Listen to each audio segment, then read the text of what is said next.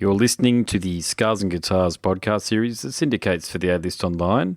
My name is Andrew Mackay-Smith, and the interview subject coming up, it's Schmier from German outfit Destruction, one of my favourite interview subjects of all time. Love talking to this fella. The reason for the conversation is to talk about the brand new album for 2019. It's called Born to Perish. I think it'll be out within a month or so. Today's date is the 10th of July, so expected to be out rather soon globally via Nuclear Blast. So let's have a listen to what he has to say. Here we go. What gremlins happen, given we're thousands of kilometres away and all the rest of it, but it's good to talk to you again. Yeah, it's more like the shitty German Wi-Fi sometimes. Actually, it's not the distance. You know, we had some thunderstorms and some weather problems the last day, so sometimes the internet is slow the next day. Then because Germany, high-tech country, but Wi-Fi from medieval times. Yeah, we have the same issues, don't worry. It's the one thing you constantly hear people in Australia comparing our national broadband network, the way we can connect via the internet, with countries in Africa, for example. Meaning oh, yeah. Nice. I mean, you know, even India has better Wi-Fi than most of the Western countries. It's actually a little bit shameful. Yep. But yeah, the government's starting now to realize. You know, the problem is the government people are mostly old people. You know? Yes. They don't do internet stuff. You know, they have secretaries and personal bloggers, and everybody else does their shit. You know, so they don't depend on the internet. They might even don't even have a fucking own phone. You know, it's in Germany, the people are on the street against stuff like this now. So they're starting to kind of try to renew the politics and kind of also renew the internet finally, is that we get some faster Wi-Fi and everything. I mean, it's the future. You got to compete, you know. Well, the big thing here in Australia is 5G. I don't know whether you've got that penetration there in Germany, but mobile, like what you get on terrestrial internet, you can now get on mobile in the capital cities in Australia. So through this 5G technology, so you can get up to a gig up and down, upload and download, and that is changing the game so much because eventually people won't even need to use the connection or the Wi-Fi. They'll just be using their mobile internet, and they'll have appropriate packets and sessions and all the rest of that associated with that, which will mean that you're working on the go and it doesn't matter how much data you're consuming and you can connect fairly seamlessly. There's a lot of the propaganda out there about how it's bad for your health, but I don't know about that. I don't think governments are in the business of en masse trying to poison people despite what the conspiracy theorists say, you know. Yeah, I mean, you know, I'm thinking about this too sometimes. It's like electricity on your head all the time. You know, I remember James Murphy, the guitar player from the Death, cool. Guitar player. Yeah, he had brain cancer back in the day, and I remember I met him in California when he was in his treatments and stuff, and he was like accusing his cell phone for his brain cancer. Oh, but I mean, then we all should have brain cancer, right? Because we're all addicted to the phone, right? So, I mean, you know, a lot of stuff we do nowadays is not healthy, you know. So, I think we're human and we get diseases. That's just a fact of life, unfortunately. You know, you mentioned James there. Of course, Chuck died of something related to getting a brain. Chuck Schildina, I'm talking about. Sorry, died of something. And that was well before mobile started to become as popular as they are now. And when you go to populations where they don't use a lot of technology, they still get cancers in the brain and stuff. So honestly, who knows? I think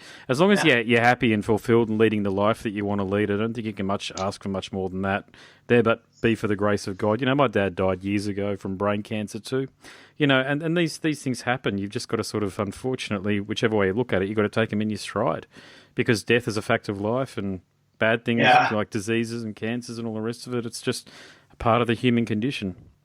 It is, and if you sneak through till the end, to a late end, you're lucky. Anyways, we should start, I think, because it was very late, so we should start. But we have still 20 minutes, so no problem. Yeah, no, you got it's what can I say, mate? This is the third time we've had a chat, and I wouldn't expect you to remember me, little old me, given you talked to thousands of people on the promotional trail of Panzer, and then there was the Last Destruction album and the like. But it's always a pleasure to look forward to talking to you. And this time around, we've got Born to Perish to talk about. This is your new album. So the first thing I noticed, I've got to say, is apart from all the obvious things, so there's your killer vocal, Mike's guitar. The drumming is outstanding on this album. I think it's probably the best drumming on a Destruction album, I have to say. And the other thing is you've got a brand new guitarist to add into the fold as well, Schmier. So can you tell me about him? Yeah, Damir, he's basically a friend of the band that we met some years ago when he supported Destruction the first time with his band. And his girlfriend is the guitar player of a band called Burning Witches, like all-female heavy metal band that I produced. Oh, so we had a lot of contact in the last years, in the last 3-4 years. And he also played some leads on the last Destruction album, Under Attack. And we always knew he's a fantastic player, and he was always like somehow, I always had an eye on him, but we never had the idea to ask him about joining Destruction, because we've been looking for a guitar player for a while, actually, for quite a while, and we wanted to wait for the right guy, for the right moment, and Damir was the right guy at the right moment. He's somebody that we know. He's an outstanding player, and now that we had finally the balls to change to a 4-piece again, because we were talking about it for many years, it was a big step for us. But we were just sure that he's the right guy to fulfill in those big steps, because we didn't know how the fans would react and everything. But for us, it was an important step to finally write an album with 2 guitars again, and also for upgrade the live situation with 2 guitars. Being a trio was great, but now with a second guitar, the band sounds wicked. Is it just a case of rounding out the sound and making it sound bigger than what it did just with Mike on guitar? Is that what you were aiming to do? It has a lot of pluses. It's first of all, when you compose the songs with 2 guitars, you have more possibilities. You can do double leads, you can do more harmonies. When you compose with 1 guitar, and you always have the perspective of playing live as a 3-piece, you will never give it all. You will always hold back some ideas. You will always hold back harmonies and possibilities. And I was fed up with this. I was like, I want to compose a Destruction album out of the full, that we can really do everything. And of course, for the live situation also, 2 guitars are, it's easier. There's more power, of course. There's more harmonies. Also, we were able to do double harmony solos again, which we already did in the 80s, so that's always a great aha effect when you're live and the guitar players unite in a double harmony lead. It's like great, So we always wanted to have this again, and it's a plus on many levels. And also Damir, he's a fantastic lead player. He's like a shred god, So he adds a lot of little shredding details to the band. Where's he from with a name like that? Is he Croatian or Serbian, or where did you pick him up from? Yeah, he's actually Swiss, but his parents are from Bosnia. Okay, so there you go. He ran away from the war in the Yugoslavian war back in the day, and he grew up in Switzerland. That's also where he lives. Okay, that's the Burning Witches connection, because I've had a chat to, I'm sorry, I can't remember the drummer's name, the Filipino lass. Lala. Yeah. Had a chat to her. They've had a change, haven't they? They've got a new guitarist, a new singer on board. Yeah, the guitarist is on board now since 1.5 years already, but the singer just recently changed. And sometimes, stuff happens. Quite tragic. She got a new boyfriend, and the new boyfriend had weird influence on her. Oh God, yeah. And all of a sudden, the whole unity thing was gone, and there was the singer in the band, and the new boyfriend brought in weird ideas and weird also religious things, and I cannot go that deep, but it's been not very nice for the girls. And the singer left the band. Actually, she left the band behind in the middle of the summer season of all festivals, so they had to look for a professional singer. But as I'm the manager and I know everybody in the business, we could find somebody quick, but it was not a nice thing. Any bands going through this. They know how it is. It's difficult to replace it. Very hard, mate. Yeah, very hard. A singer and a frontman, and or front woman in this case, But the girls are doing great. They found a great new singer, and they playing all the festivals this summer the first time. So they will go their way. They are hardworking chicks, you know, and Yeah. it's not always so easy as people think as a girl band, you know. So they've been really working hard their way up, and they were very lucky, of course, that they reached so many fans already in this short amount of time. Those first 3 years, they made a crazy career, actually. Hey, I want to talk about somebody else unrelated to Destruction and Burning Witches and everything else, but you and I lost somebody that I think it's fair to say was important to us last year, in Ralph Santolla. And I had a chat the night that he passed away, actually. I was chatting to Speed from Soilwork. And you were mates with him, so you were close to him. But I wasn't. I mean, I knew him. I'd spoken to him twice, and I was Facebook friends with him. But the conversations that I had, one of them was for a podcast episode, and another one was intended to be a podcast episode. But we talked about all sort of different things, and he didn't want that one to go to air. But my question for you, mate, is I think we lost a giant of the heavy metal industry. Not just heavy metal, I should say, the music industry when he passed away. But are you cool sharing some of your thoughts about Ralph? Ralphie was a character, you know. He was a crazy person. He always liked to party. He maybe party too hard also, you know. That's the tribute you sometimes have to pay when you party too hard in life. And I was very sad the last year that he wasn't in the band anymore. He wasn't in an active band anymore because he was such a great player, and his background was always more like the 70s, you know, like stuff like Rainbow and Scorpions, and he loved all those 70 players. But he brought this stuff into death metal also, you know. So he was one of the first really skilled lead players in death metal back in the day, and he was always very funny. Also had a very black humor, you know. And all the time when we played in Florida, he came always to the show, and you know, he brought always great humor and great entertainment to the show. It was very sad for me to see that.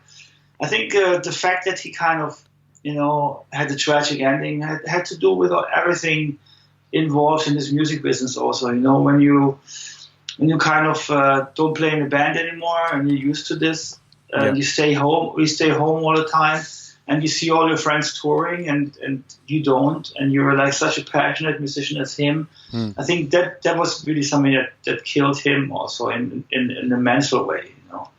And I was talking to him often, and he was always hopeful for new products that he's going to do some new projects, and it never really happened. So it's very sad because Ralphie was one of a kind, you know, and one of those guys you meet him once, you will never forget him anymore. Agreed. Yeah. I thought without him, Deicide wouldn't be around now. For starters, okay, I thought the work he did with No Obituary was outstanding, but the work he did with Deicide on The Stench of Redemption was all time, and it's one of my favourite albums ever written, and it's all because of him. And I'm a Deicide fan, but dear God, when he joined that band, and when I saw him play in the band here in Brisbane, in the Arena, an old venue that's now long gone, holy shit, his guitar playing live was just something else. He was, I'd never heard anybody bring shred to death metal the way that he had. You know, yeah, he was one of the unique guys in death metal. He brought also the more melodic elements, you know, but they were fitting perfectly for this kind of music. Yeah. Yeah. I still can't really believe he's gone somehow, you know, because he lives far away, and I used to see him all the time on tours and on festivals, and all of a sudden he's just not there anymore, and I couldn't even say goodbye to him, you know. I think that's the worst thing about death is that people just go away, and you can't say goodbye, you can't farewell them. That's something that is really disturbing, and it's actually a song that I wrote in the album. It's about this death actually of a good friend. Really? It's the second song on the album, inspired by death. It's a song that I wrote actually. Okay. In the week when Ralph Santolla died, because Ralphie died. And Mark Paganini died also, who was also an old friend of mine, a former singer from a German band called Viva. He was the band from Barbara Schenker, the sister of the Schenker brothers, you know. And another friend of mine died. It wasn't a famous musician, but three of my friends died within 1 week, and they're all like around my age, you know. So I sat down and wrote some lyrics. It's the only song that I first had the lyrics and then wrote the music on the album. Okay, there you go. Yeah, no, it's been a funny year for those sorts of things. But I guess, you know, I'm in my 40s and... It's going to happen more and more now because, we started with a scene, and now we will end with the first generation of the scene. It's kind of we will see all the legends die, and Destruction Slayer, Creator Sodom. We will be the first generation of thrash metal musicians going in some years. If you think about it, it freaks me out a bit. But I guess, as you said at the beginning of our conversation, it's life. It's a circle of life. It is. It's weird to think. Man, I remember back in the early 90s listening to you guys. It's weird to think you guys have been going for about 40 years now, at least 35 years. Yeah, 35. We're not sure, really. Some people say it's 36, 35. I would always say we started in 83 because that was the day of the year of our first release of the first demo tape. Mm-hmm. But we maybe been together since 82, but I'm not sure. Back in the day, we didn't really have a calendar and looked at it. We were just like together and had fun. So 83, I would say officially for Destruction as a start. But yeah, it's 35, 36 years.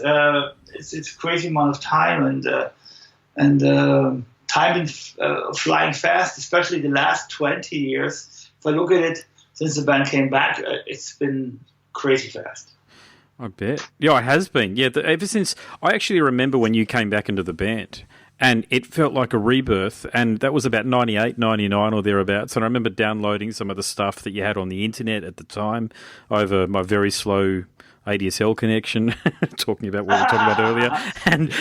That was when the internet just started to become big. Yeah, I remember getting the Mad Butcher and having that as my screensaver. Well, my parents' computer's screensaver. You can imagine how impressed they were. And I remember doing that. But, man, it just seems like yesterday that I was doing that, living at home with my parents and listening to Destruction. And now I've got 2 kids myself and I'm well into my 40s. And, God, I haven't had anybody look after me for years, 20 years or something like that. But through all of that... I mean, it's crazy how music gives you a time travel, though. It's always fantastic. It is. That's what I love most about music is music makes you travel in time so quick. When you hear a song, you just go back in time and like, hey, this is how it was back in the day. That's something only music can do. Yeah. Hey, how much time have we got left? Have we got to wrap things up? We've got time for one more. Yeah, we got like 7-8 minutes or so. Okay, maybe. Sweet, cool. Okay, so I've wanted to ask you this question too. In our last chat, but we talked about a whole bunch of other things. So I'll ask you this one now. You guys, you've got global success, you've got global fame. But there are some countries that you'd be bigger than others. So this is important for me because I'm doing a lot of journalism at the moment, and I feel like South America is the untapped heavy metal community that doesn't get recognition in the West, certainly in Europe, Australia, and the US. But is that true for you too? Are you guys really big in Mexico and South America? Would you say they're your strongest territories?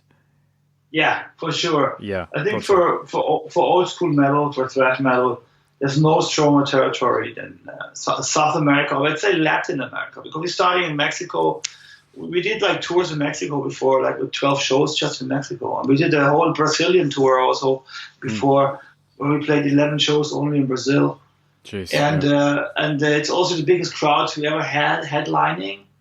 Were in Brazil, I think, and Colombia. In Brazil, we played in the rainforest once.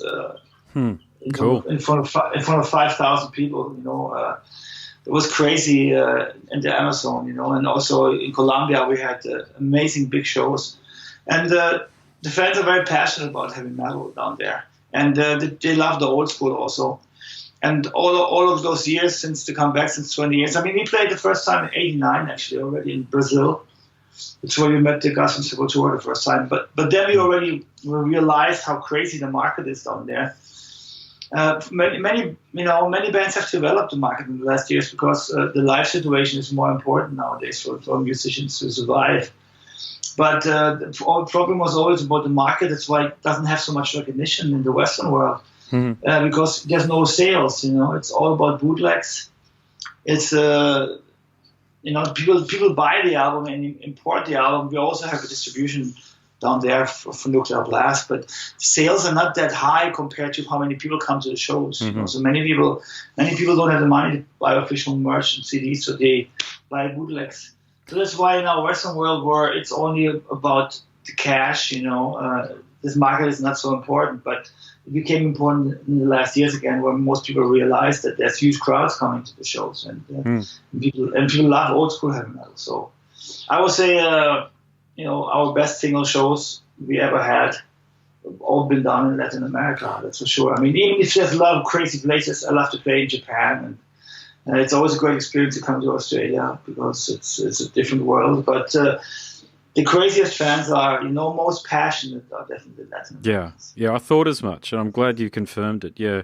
You can compare it to the football game. If you go to a soccer or a football game in Germany, people are crazy, but in Latin America, they're nuts. Well, it's very dangerous. Have you seen the videos when competing teams are going for the plate or the cup final or what have you, and the fans are throwing? Did you see that video about last year? I think it was. Was it Brazil or Argentina? One of the two countries. One of the more. I'm pretty sure it was Brazil actually, but they were throwing rocks and cans and shit at this bus. Yeah, it's more war than here even. Yeah, it's crazy. Yeah. I mean, there's actually a Colombian football team that has the Mad Butcher as the ultras of that team. Oh yes, it's called the others are called Green Hell, and because it's in the Amazon also, and they have Destruction Mad Butcher as an emblem, on the huge poster in the stadium, So when the team comes in, everything is green, and then they put up this huge Mad Butcher, as their sign. And I saw the videos, I was like, wow, that's fucking cool. Only Latin America. Only in Latin America. Hey, I just want to squeeze in this question before I let you go. I know you've got to go to the next one, but would you ever write a biography? So your story, would you ever put pen to paper and release it for Kindle or what have you? I mean, actually, I started in my quiet downtimes and holidays. I started writing some stuff down, and I realized there's so much stuff, and I realized how deep you can dive in still. And I said I have to do this before I forget. There's so many nice memories and so many interesting happenings. So I'm trying to write stuff down at the moment. It's going to take a while, of course, because it's so much, and you don't know, what's important, what's not important, and what can you write, which persons are you insulting when you write it, and stuff. So I have to learn how to do it, but I'm actually starting to have fun about it. So there should be hopefully a biography in the next years if I make it. Sweet. All right. Well, these things are always over far too quickly, mate. It's always a pleasure to talk to you. This album's a good one, Born to Perish. It's a fantastic album. It's another slice of thrash metal masterpiece to add to your catalogue. So what can I say, mate? Hope to see you down here again soon. Andrew, thanks a lot. I mean, receptions of the album is so great so far, and we sure want to come back to Australia. I remember when we came last year, it was first shows in many years, so we're hopefully not gonna wait so long to come back to Australia, because we love touring in Australia. It's always a fantastic experience. We love to have you down here, mate. You know that from the reception at the shows. They went off, mate. You played brilliantly, so can't wait to see you down here again soon. Okay, thanks a lot. Thanks, mate. No worries. Talk to you again. Thanks, mate. Okay, cheers. Have a good day. You too, man. Bye. You've been listening to the Scars and Guitars podcast series that syndicates for the A-List Online. My name's Andrew Mackay-Smith, and that interview subject you tuned in to listen to was Schmier from the outfit Destruction. Thanks so much for listening.